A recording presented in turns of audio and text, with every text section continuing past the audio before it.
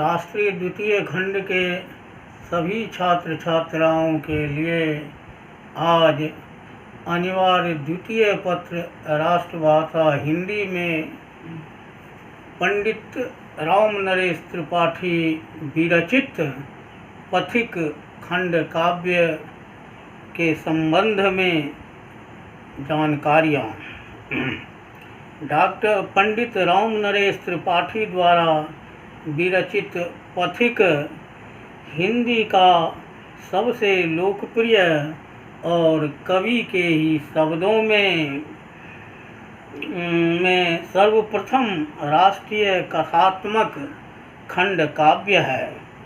यह हिंदी का एकमात्र काव्य है जिसका अनुवाद संस्कृत और अन्य भाषाओं में किया, मराठी तथा अन्य भाषाओं में किया गया है। इस युगांतकारी रचना में अनेक विशेषताएं हैं, जैसे कथा काव्य की मौलिकता, राष्ट्रीय भावनाओं की अभिव्यक्ति, प्रकृति का हृदय स्पर्शी चित्रण, प्रेम के व्यापक रूप का चित्रण, आदर्श पात्रों की सृष्टि और प्रेरणादायक चरित्र चित्रण, जीवन दर्शन तथा उत्कृष्ट काव्य कौशल आदि का बड़ा सटीक वर्णन किया गया है। इस पर हम यहाँ अलग अलग पर संक्षेप में विचार करेंगे।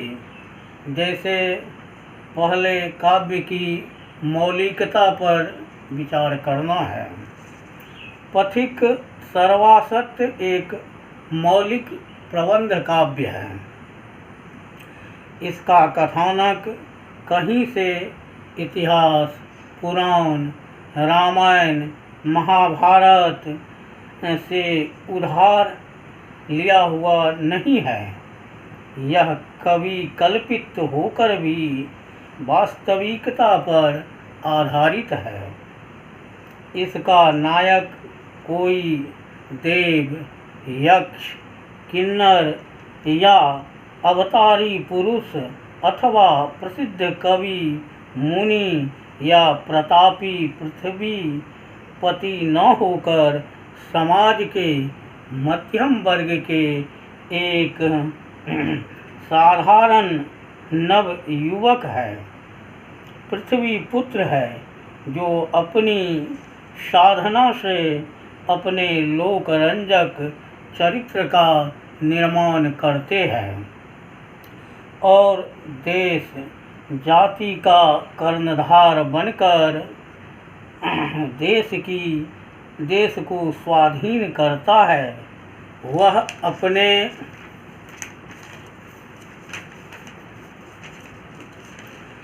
लोकोत्तर चरित्र से यह सिद्ध कर देता है कि असाधारण व्यक्ति में भी साधारण गुण होता है, क्षमता होती है।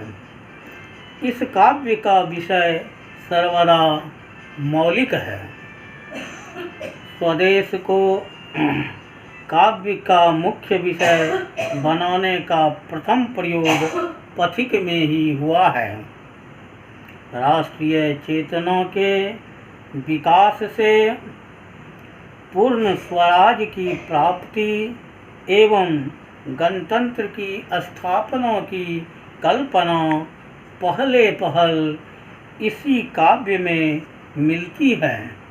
यह अन्यत्र कहीं दूसरे काव्य में नहीं है तथा पथिक में ही काव्य के माध्यम से राष्ट्रीय भावों की अभिव्यक्ति हुई है। आदर्श कवि की मौलिक सूझबूझ का एक ज्वलंत प्रमाण यह भी है कि स्वाधीनता आंदोलन और स्वराज्य प्राप्ति की भविष्यवाणी पथिक की रचना में 27 वर्ष बाद बिल्कुल सत्य निकली। क्या सत्य निकली 27 वर्ष बाद?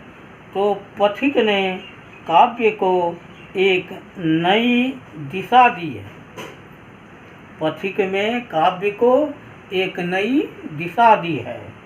इस काव्य में प्रेम का जो विशद रूप चित्रित हुआ है वह भी मौलिक है। यहाँ वात्सल्य प्रेम या शारीरिक प्रेम या आदर्श प्रेम नहीं है।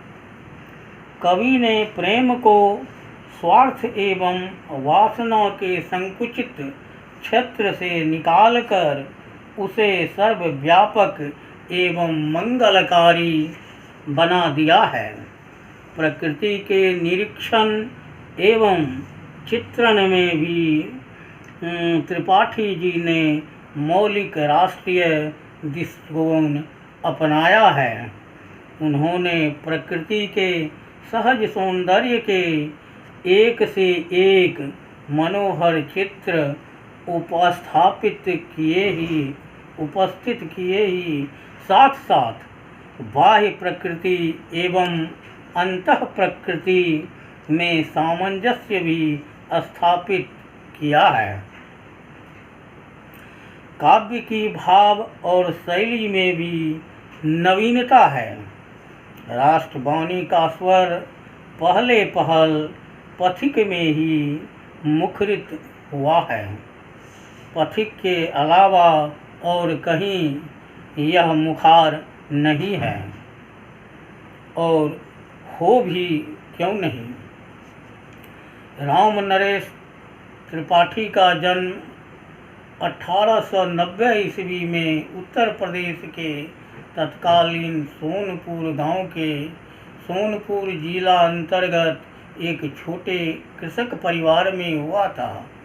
उनके पिता पंडित रामदत्त त्रिपाठी भारत सरकार में सूबेदार के पद पर थे, जो अफगान युद्ध में वीरता के साथ लड़े थे।